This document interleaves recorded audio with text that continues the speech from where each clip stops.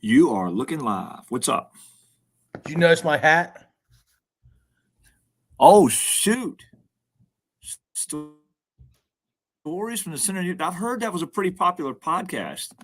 That's what I hear. With at least 17 I just people. heard that. Is it? Is it No. popular? How many downloads does that podcast have? How many downloads has that podcast had? I don't know, just shy of 18,000. 18,000. That's Yeah, ridiculous. but I've been doing it for 25 years. No, you haven't. No, that's fantastic. That's fantastic. And what better place to talk about the success of that awesome podcast than on this fledgling one? And this hat was, as you're checking out of whatever website I went through, they're like, "Hey, we'll give you these 6 hats for $4." And I tried to change the color, and they're like, "Oh, that's another $8." I'm like, "Nope, I'm just going to go with the old plain color here." No, it looks good. Well, I'm feeling good, Kevin. Well, you look good. You're feeling good. Now let's see if you got anything good to say. Hey, hold on. Did you Facebook this at all, or are we expecting 0 viewers? I did not Facebook it because I haven't been in the house long enough to, but I can right now. Do it right now. Let's swell up to 1 or 2 viewers. All right, watch this. Watch how dominant. It's a good show. While you're doing that, I'm going to try to get the crack research staff on.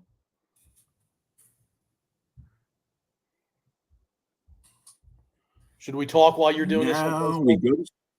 Now we go to school. What's on your mind, Kevin? We're going to walk people through how to put a post on Facebook. It asks you what's on your mind, and then you tell them.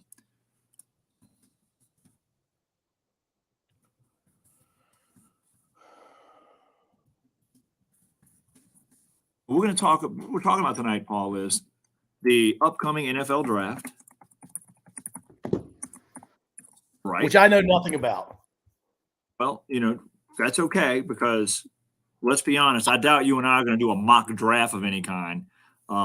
But we can talk about, the teams, the needs, and some of the big stories coming out of it.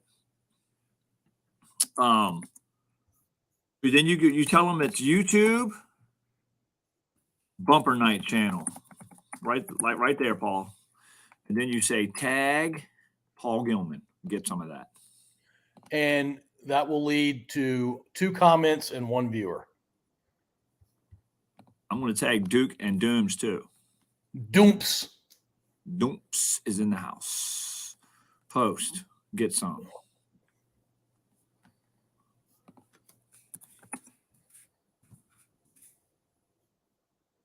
I'm going to say Bumper Night right now. Right now. I mean, we've been going for 4 minutes, maybe 3. Right, and we've talked about nothing.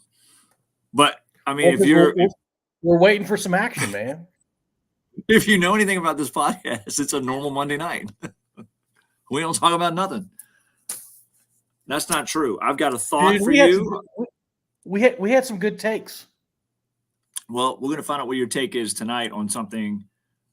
Also, last week's take was baseball related, and this week's take is also going to be baseball related. And what better time to do that than the beginning of baseball season? But it's something that struck me over the week, and I wrote it down and said we're going to talk about that. So when we get to that, you'll know what I'm talking about. I want to get a fresh take. I don't want you thinking about it.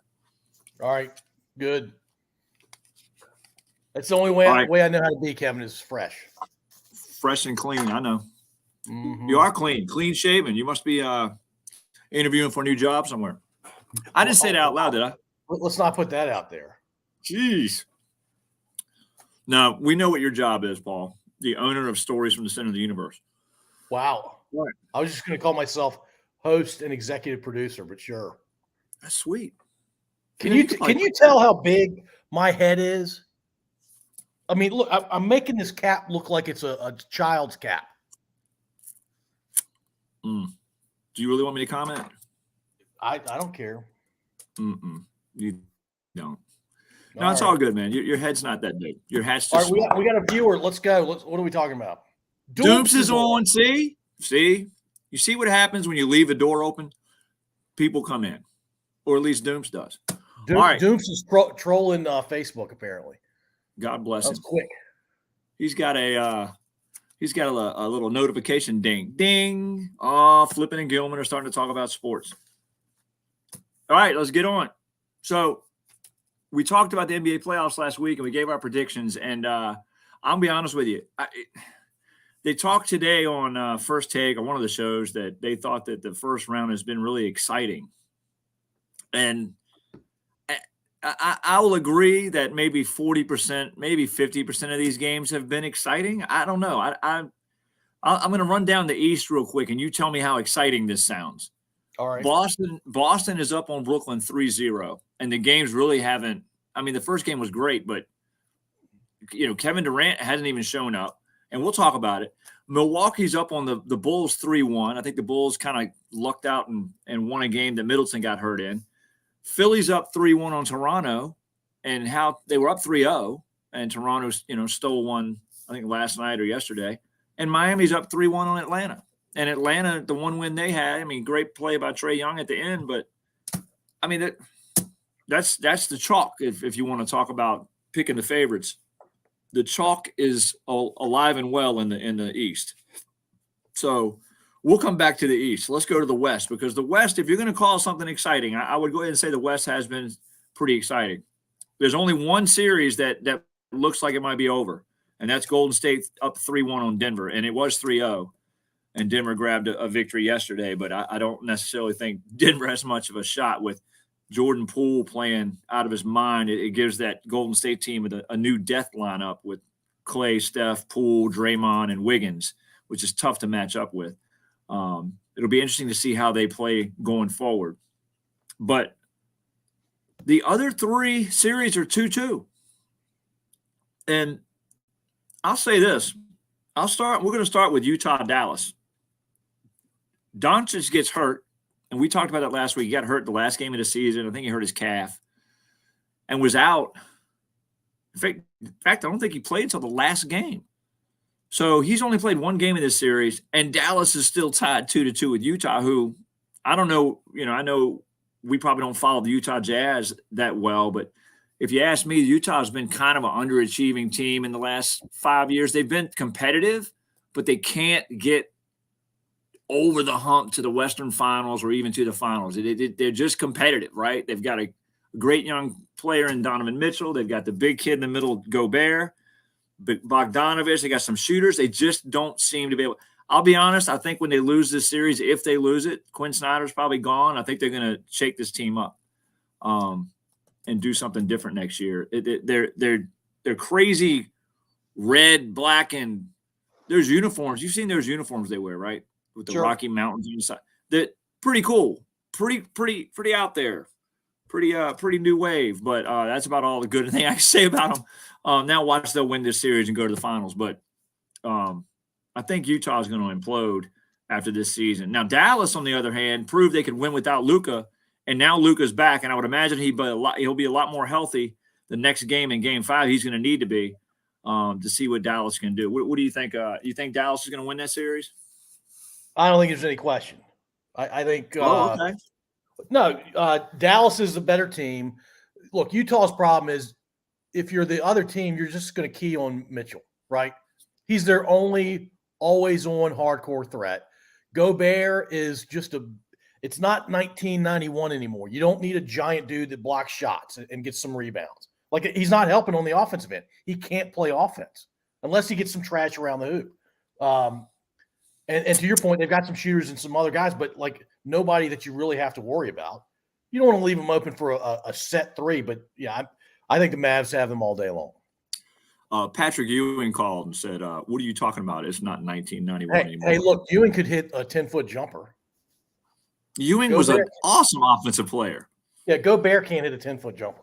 That's what I'm saying. I mean, you got to be more specific when you say 1991. Maybe you say no more Dikembe Mutombo.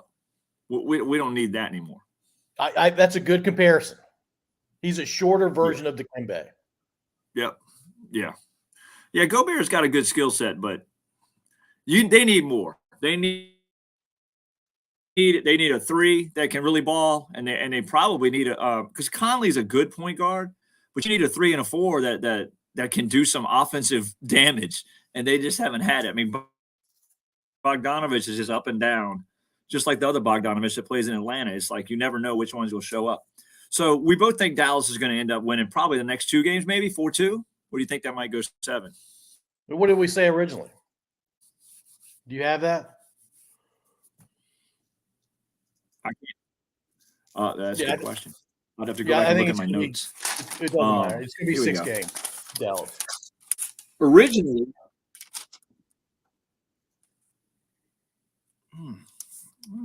oh, here we go. Yeah, I love the fact that we make our ridiculous predictions. It makes us look even smarter. Or dumber. I've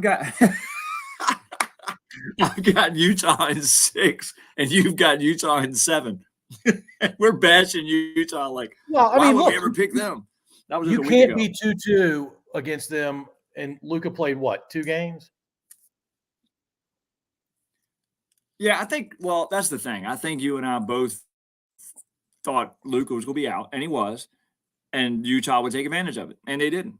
So now I think Luka back, being healthy. I mean, Dallas is in a prime position because Brunson has stepped up and really showed he could be a starting point guard in the NBA, and now Luka's got another weapon with him. So, yeah, man, I think we're both just going to go ahead and say we were wrong on that one for whatever reason.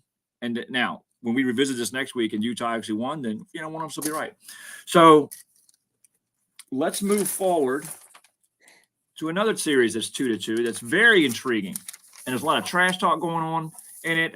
Some players that we thought were really, really, really good have kind of been questionable and up and down and inconsistent, and that's Memphis and Minnesota. I'm a little surprised, but not really, because I think Ja Morant, even by my own self, kind of put him on a little bit higher level based on how he played in the regular season than he probably is yet. He's been wildly inconsistent in this series, which is not something I'm sure Memphis expected. I think he had 11 points on like 4 for 17 shooting or something last night, with Minnesota tying the series up. Now, that being said, Minnesota probably could be up 3-1 if Karl Anthony Towns had showed up for one of the 2 games they lost. Another guy who, kind of up and down. So I'll be honest with you, I have no earthly idea who's showing up in Game 5. If Ja Morant shows up like he's supposed to, maybe Memphis is closing them out the next 2. But would you feel comfortable betting on that?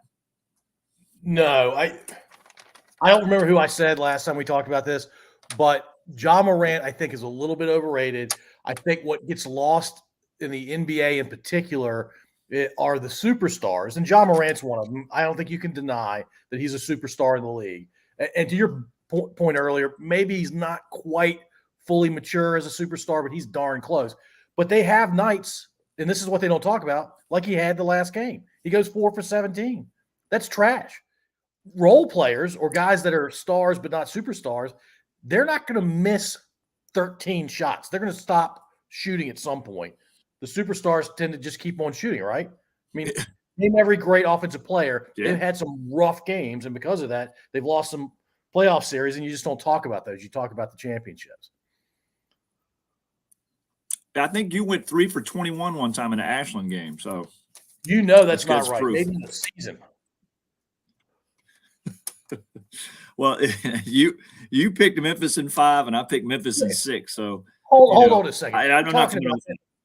Hold on. Let's back up for me going 3 for 21. I know daggone well with you, Duke, and Rob on the court with me and whoever the other dude was weren't seeing the ball. No, it was for the season. I thought it was your season stats. Yeah, that sounds right. I did mean you meant for a game. Come on. It was obviously tongue in cheek.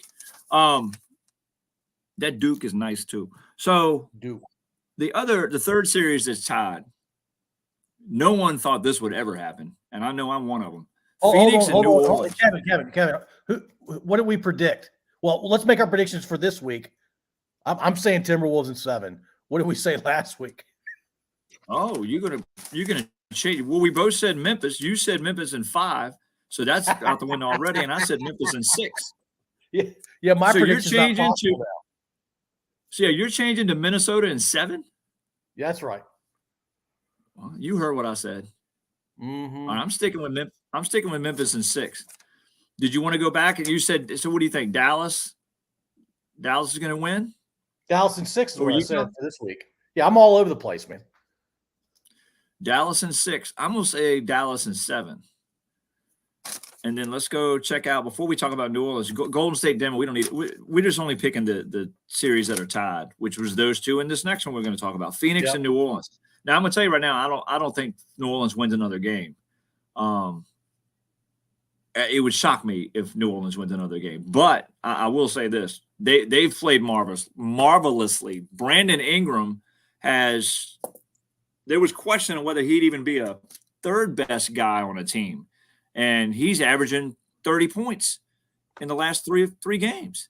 He's lighting it up. And you know what's funny? Zion is sitting over there on the bench. That he keeps putting out workout videos where he's doing 360 dunks. And it's like, at what point are you going to be ready? Because if you're doing all that, and I get it, you want to be basketball shape with your wind and everything, but you can't give him 12 minutes, 14 minutes in a game. I mean, and don't get me wrong, that's not a lot, but it's a lot when you're that good. You could like come in with the second unit and really make an impact, stretch a 2-point lead to 10 or cut a 10-point lead to 2, whatever it is. I'm kind of surprised that hasn't been, I don't know, talked about or mentioned. Brand, you broke up a little bit. I'm not sure. What do you think? We caught your Zion, no, that was a bad idea. No, well, let's go back to here. Brandon Ingram. Brandon Ingram can do anything you need him to do on a basketball court, and he's tall, right? There's no obvious weakness to his game. Not that I've seen when I've watched him a handful of times. Zion Williamson, I think the Pelicans are coming to grips with he was never worth an overall number 1 pick. The guy can jump out of the gym. He can do amazing dunks that are going to be on highlight reels forever. But does he have – and he can jump, which means he can block some shots and rebounds as well. But he's a big, thick, kind of short guy for the NBA, right? I don't think highlight reel dunks get you to the first pick overall. And by the way, the win thing, I agree entirely with you. Get in the game for 2 or 3 minutes a quarter just so you can get back in some semblance of game shape.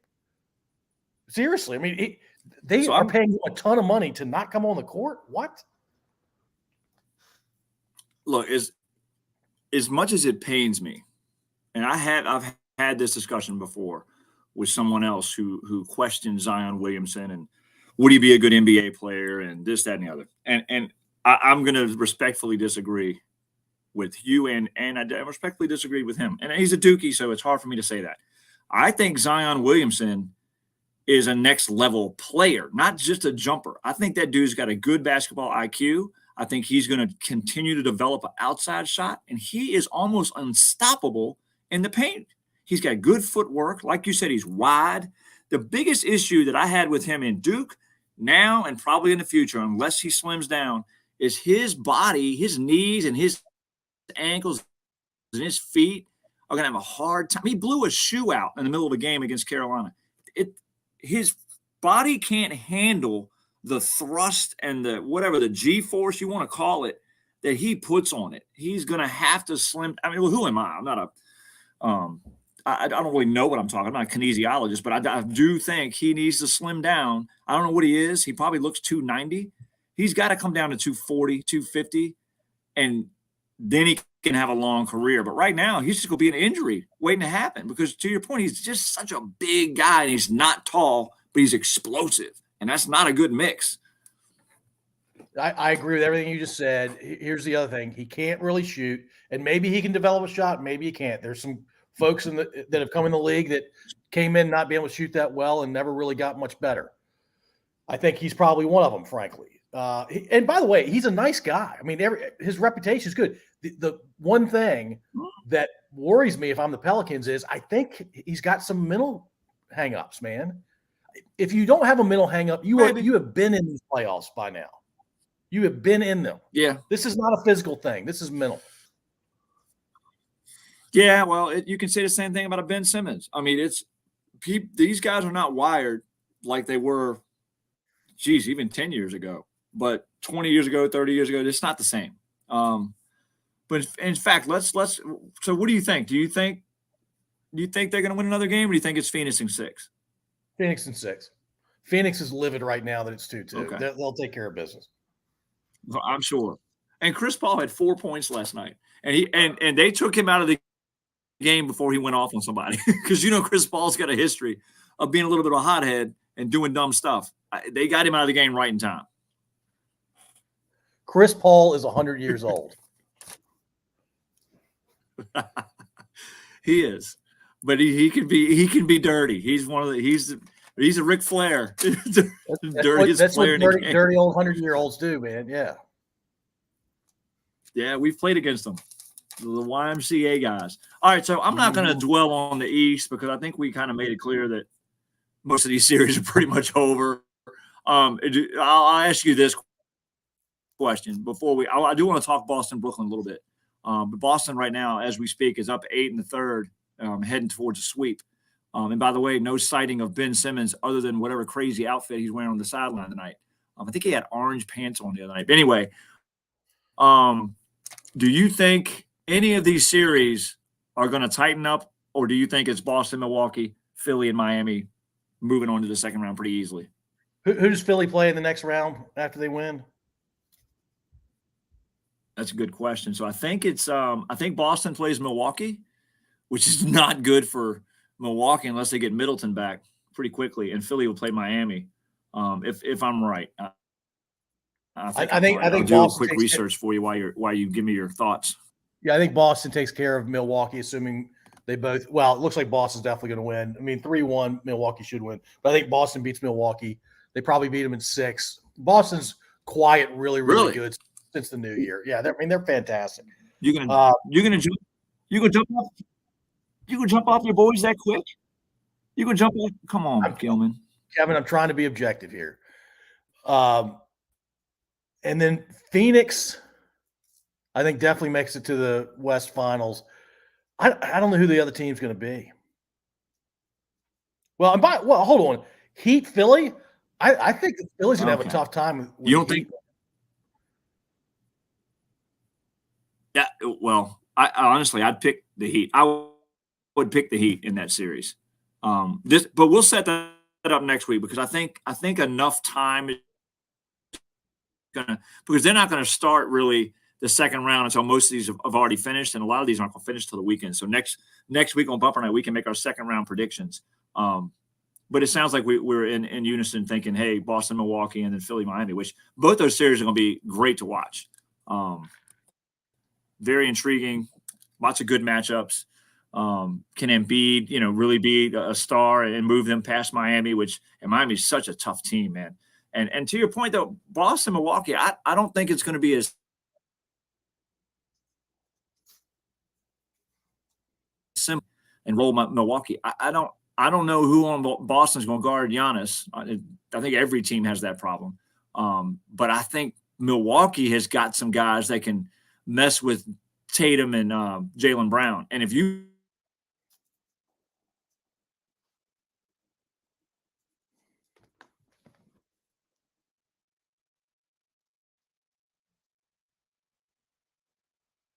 look past Tatum and Jaylen Brown off the bench, White is drooling to have that matchup. The defense comes stuff together and mess them up. So I like how you're being objective, but I think it's I will see. We'll talk about it in the next week. Well, hey, I want to be clear. I'm doing reverse psychology too, just like you and I have talked about. If I pick against them and they win, great. My team won. If they lose, I was right. Hey, by the way, can you kick some flippins off? I do it all the time. Kick your some flippins off the internet. You're freezing a ton. Hold on. Hey, Dukes, who's going to win it all?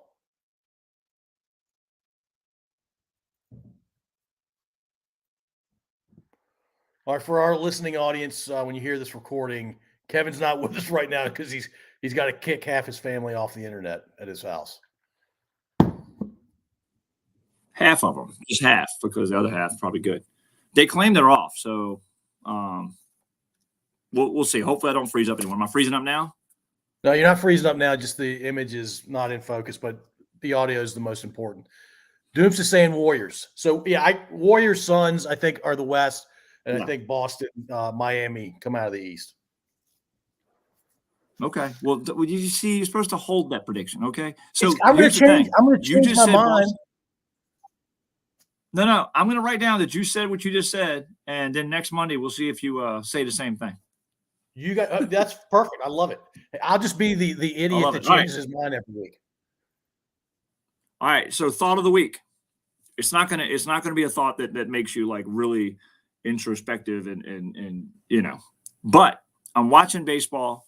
The only baseball I really watch is Padres games, just because I just baseball's hard to watch. It's so slow when the games take forever.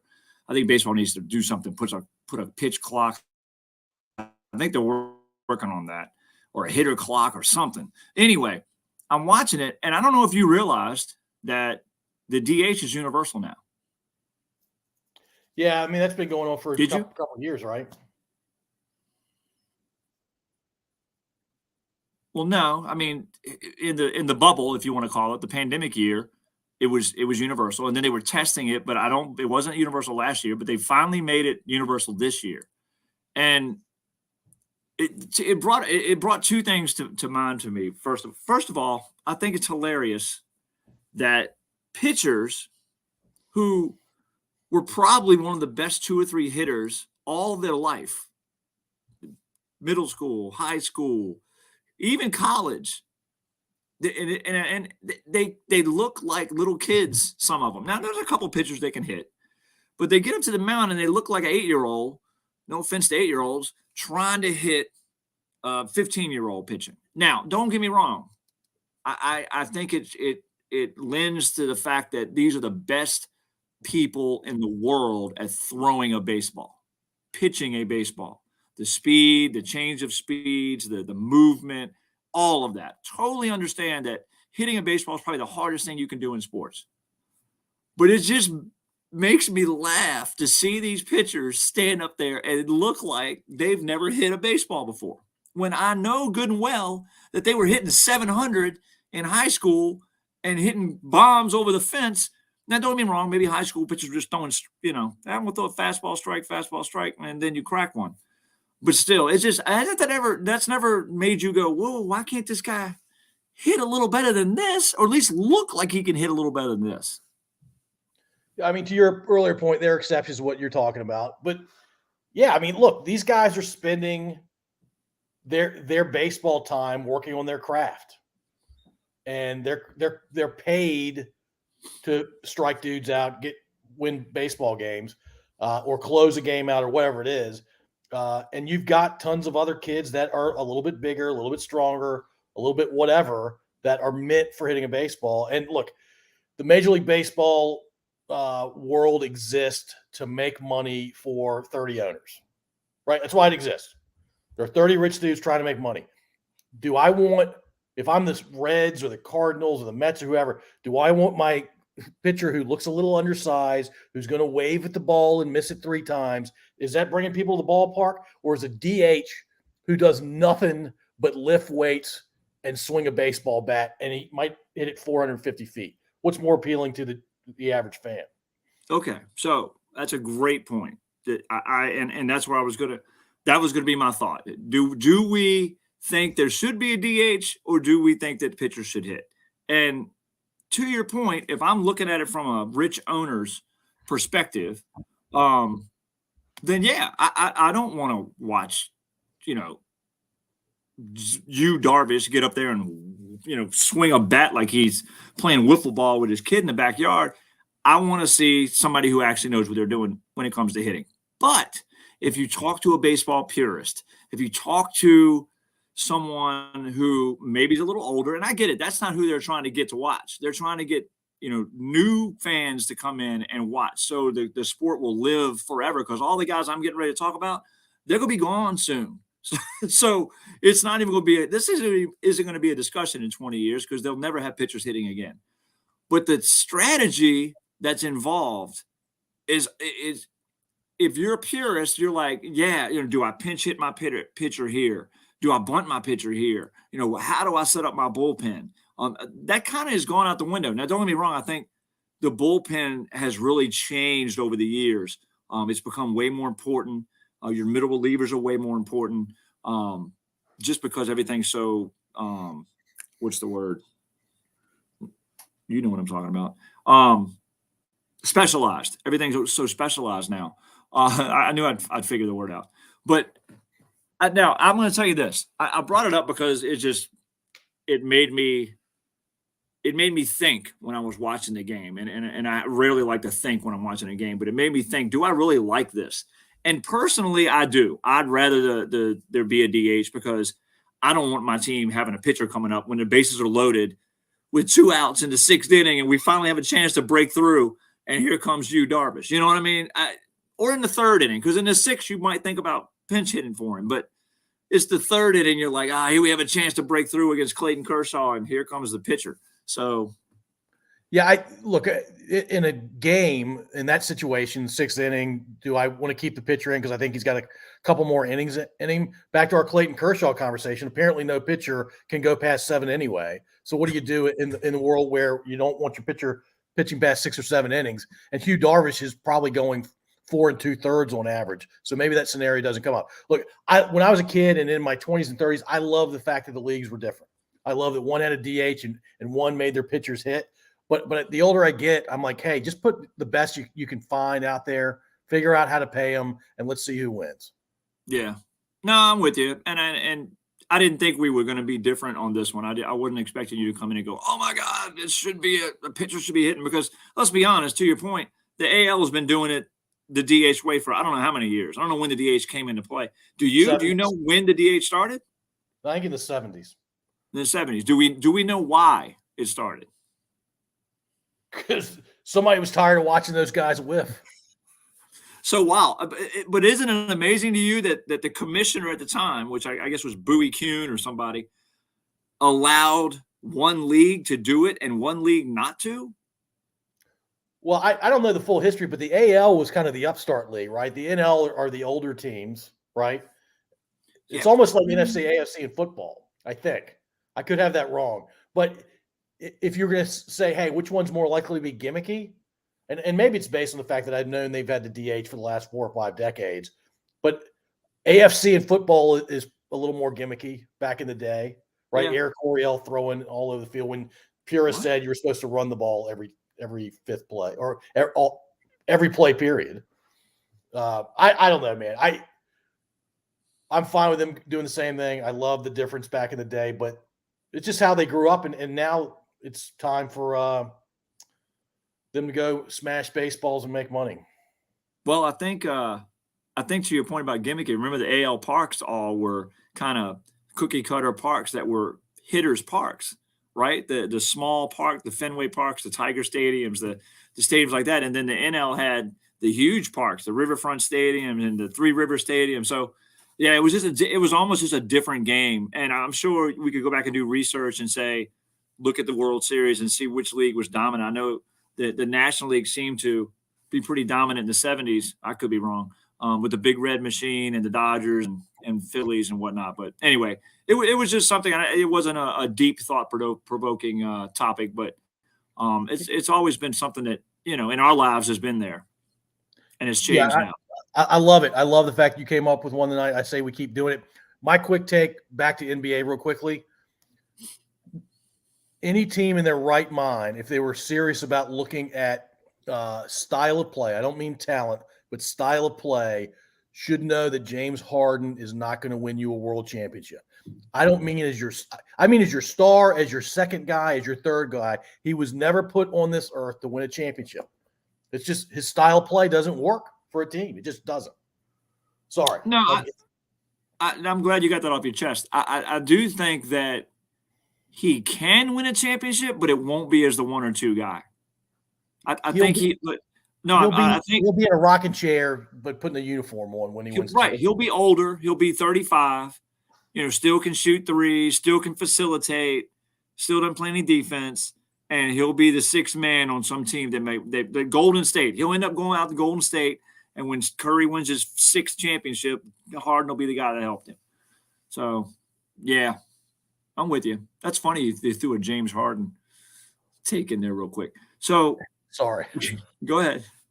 No, I don't think we need to spend a ton of time talking about the draft. Look, it's all going to change if who has the first pick. I don't even know. That's a great question, Paul. Jaguars. And I'll tell you, Jacksonville, 2 years in a row. If Jacksonville takes the DN from Michigan, great. Maybe it's somewhat predictable the first 2 to 5 picks. But if they take somebody besides him, I think the whole thing's a crapshoot. I'd have more fun talking about the draft after the draft happens. Yeah, and we'll do that. Maybe that's what we'll do next week. I will say this though. The rising guy from everything I've seen is the Walker kid out of I think he's out of Alabama. Big defensive tackle, supposedly he's just got all kinds of skill. Has been rising up, and if that happens and Detroit picks the hometown boy Hutchinson, that would be a pretty good story for Dan Campbell in Detroit. I'm sure that's his type of player. The cool thing about this draft, I think, is it is unpredictable. There's really no, guys that people are saying that guy's going to be a star. I mean, there are definitely the Hutchinsons and the Thibodeaux and the Sauce Gardners and the guys who they think could be a Pro Bowler, but there's nobody here that could be a star. Now, I will say this: the draft itself through round 5 supposedly is as deep as it's ever been because COVID, because of all kinds of things. People staying in school a little longer than maybe they would have.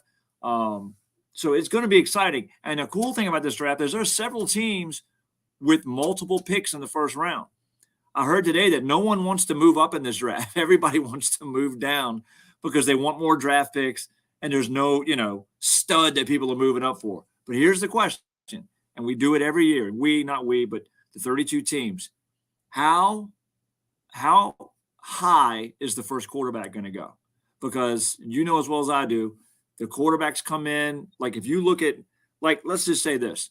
Look at Mel Kiper's mock draft after this draft. And he'll probably have the kid from Alabama, number 1. But there will be 3 or 4 quarterbacks in the third round that will end up being first-round picks because they overdraft quarterbacks all the time. Who is going to pick the first quarterback? You tell me. Is it Carolina? Because they need one. I don't think Darnold's the answer there. Is it Atlanta? Because they just lost Matt Ryan, and they're betting on my guy Mariota, which we – I mean, come on. We discussed. So is it Seattle? They don't have Russell Wilson anymore. Your guy from collegiate. Well, hey, look, the answer is Carolina. I don't think they have any faith in Darnold. Malik Willis is the highest rated guy out there. Went to Liberty. I think it'd be a really cool story to have a Liberty kid be the first quarterback drafted in this year's draft. But you just said it in that order. If Carolina doesn't take one, I think Atlanta has to. Mariota is not their long-term answer. And if Atlanta, for some strange reason, doesn't take a quarterback there, then I think Seattle takes him. Well, it's funny because I don't see a lot of mock drafts that are doing that right now. Like having the 3 quarterbacks fall in the first, what would that be, 10 picks? In fact, most of them are saying Pickett or Willis way down around 20. Now, I don't believe that. I think to what we just talked about, I think Carolina's going to jump at, what are they, 7, 6? At 6. I think they're jumping at 6, or they're trading and trying to get Garoppolo, Baker Mayfield, somebody. They can't go into next year with Darnold at quarterback. Well, look, I'd rather have Darnold than Mayfield, frankly. I don't know, man. I think Mayfield, he's not going to win you a Super Bowl, dude. He was never an overall first-round pick. I don't know what the world was thinking back then, or at least what the Browns were thinking. No, look, I'm not a Baker Mayfield hater, and I'm not a Baker Mayfield promoter. But I'll say this. He went to Cleveland as I agree with you, an overrated number 1 pick. Shouldn't have been the number 1 pick. But he was, and all the hype that comes with that. I think his biggest issue was he did all those commercials, which actually I thought were funny commercials, but he shouldn't have done all that. But then again, I mean, look, man, they're throwing millions of dollars to do commercials. What are you going to say, no? I haven't won anything yet. No, you do it, and you get what you pay for. But I think Baker took the Browns to the playoffs, dude, and they won a playoff game. You got to think about it as a Browns fan. That's amazing. That's amazing. Now, don't get me wrong. He wasn't the reason that they, like, you know what I'm saying? He didn't carry them to the playoffs or carry them to that win. Their defense is awesome, but he didn't screw it up. And then last year he plays the whole season injured. And hold on. He didn't screw it up. He didn't screw it up. You're reminiscing to Trent Dilfer with the Ravens, Brad Johnson with the Buccaneers back in 02-03. Like Mayfield, look, Hunt was the rookie of the year his first year in the league. He's the backup running back. They have 2 stud running backs and a great defense. You don't need a stud quarterback to win the Super Bowl, but you need somebody better than Baker Mayfield. But he threw 30 touchdown passes. I'm not saying that he's great. I'm saying he's better than Sam Darnold. And honestly, I think he would do better than Sam Darnold. But has Sam Darnold, and I know we're getting excited here, has Sam Darnold ever, whether it's in New York or Carolina, had the same talent around him that Baker's had the last 2 years?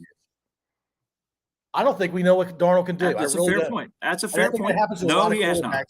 And they never make it back. I agree with that. That's a solid point. That's a solid take tonight, Paul.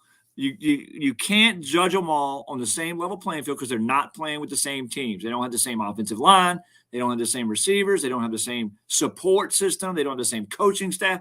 I mean, a lot of people think Brady was so great in New England because of what was around him. And I don't mean necessarily his skill position players, but the coaching, the system, the everything. Brady's still great, but he won 6 Super Bowls. And a lot of people think, well, you could have put, not Sam Darnold, but you could have put Matt Ryan in there, or you could have you just name one of the pretty good quarterbacks that we've had, and they maybe would have won 4 of those, maybe not 6.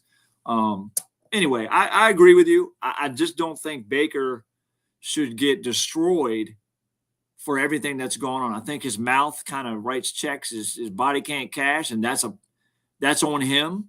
But I'm anxious to see where he goes, because if you drop him in Seattle right now, I don't necessarily think the Seahawks fall off a cliff, even though, I mean, because there's talent in Seattle, right?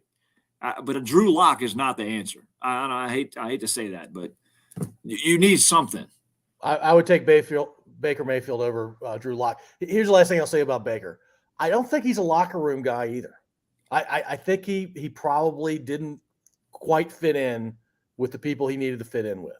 It's just me making an educated guess based on some video clips I've seen where he's trying to like connect with Landry and OBJ when he was there, and it's just kind of awkward and weird. It felt forced. Yeah, a little bit. Yeah, maybe. I mean, that's a clip that doesn't speak to who he is when he's awake 17, 18 hours a day. It does. Well, we've gone from the NFL draft to Baker Mayfield, which is hilarious because that's what all the shows on TV talk about now is Baker Mayfield, and it's just like nauseating at some point. But it'll be interesting. It's fascinating to see where he ends up, because I'm surprised no one's pulled the trigger and tried to get him yet.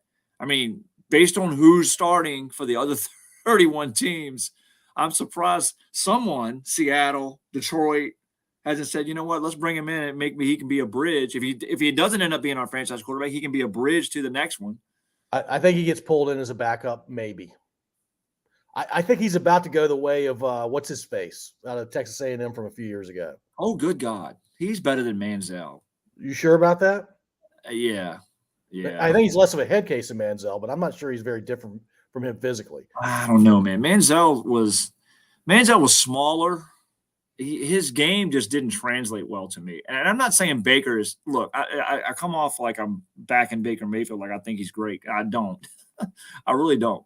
I just think I don't think he's as bad as people think he is, and he hasn't been the biggest issue. Now, if he goes somewhere next year and just craps the bed, then that's on him.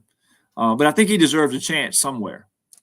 You and I will have to agree to disagree. And my last comment for this week on the draft is I wish Sauce Gardner wasn't so good, because I'd want him to drop down to Tampa. Yeah, well, it's his name. You can't let a guy named Sauce drop past pick 10, really. I mean, even if he's just average playing cornerback, I think you've got to take him in the top 10. You do, because you got natural marketing right there. Hot Sauce Gardner. I mean, he's going to be. I mean, it's endless. It's so many options. Yeah. Hey, can I do a quick plug for the other podcast? We started this podcast doing a plug. Now end it with one. This week we've got a guy who wrote a book about the Russian Navy in the North Atlantic, and his name, by the way, best name we've ever had on the podcast, Magnus Nordenman. Wow. Grew up in Sweden, went to VMI. What are you going to do with that? Yeah, that's not. Magnus Nordenman has seen Nordenman has seen more things in his life than my whole family has. So I can't do much with that. But it sounds interesting, as all your interviews as stories do. Hey, by the way, I got a lot of jocks coming up, so I need you co-hosting. All right. Well, Dooms thinks Magnus is magnificent. He's not wrong. Hey, when is that? Wednesday? Thursday. What time? Oh, it's not live. You'll put it out on my fault. Yeah, that's true. I was going to get our one listener to give them all hyped up for 8:00 Thursday, but it'll come out. We're recording Thursday. It'll come out like a week and a half later. I like it. All right. Hey, keep the take stuff going, man. I love it. All right, we'll have a good one for next week. Won't be baseball related, I doubt. It needs to be basketball or football, I think. Let's do it. All right, man. All right, later.